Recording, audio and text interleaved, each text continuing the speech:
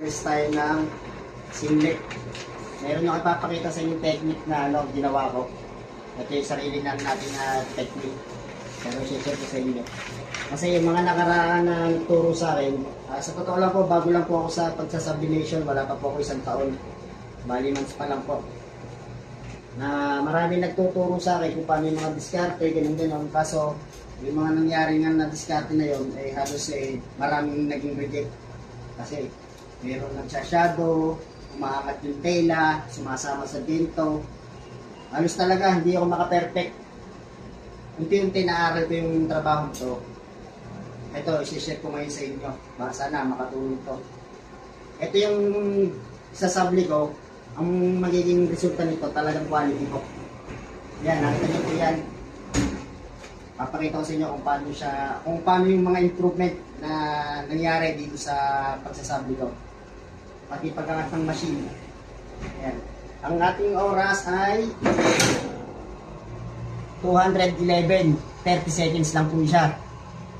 Para mas mabilis makaluto, mas mabilis kayo makaka-production. Ito yung matindi dito. Walang usok. Hindi nyo na kailangan maglagay ng face mask dahil walang usok talaga.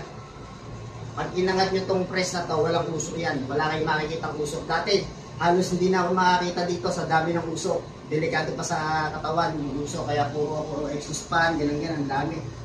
So bali ngayon, ito walang usok yan. Makikita ko sa inyo. Dito mo i-end boss. Para makita nila. Tapos ito, bibigkain ko to. Pero hindi sasama yung tela. Oh. Nakita niyo po, oh, lapat na lapat pa rin siya. Ayan, oh. Hindi nagalawang tela, hindi nagalawang papel. Kaya nawawala yung mga shadow. Ito ngayon, tapos walang usok. Pag inangat yung ganan, oh, said siya.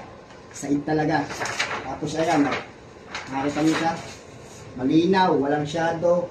Yung kulay, lahat matingkad. Yan ang resulta niyan. Nakuha natin na technique, napag-aralan natin na technique. Yan. Ang ginamit ko dyan mga boss ay ito, Teflon.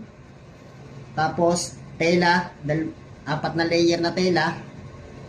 So bali, kumbaga sana isang ganon, 2 tupi yun, 4 na tela yon. Yung foam, tapos yung rubber sa ilalim. Yun po yung pinaka-technique na ginawa ko dyan.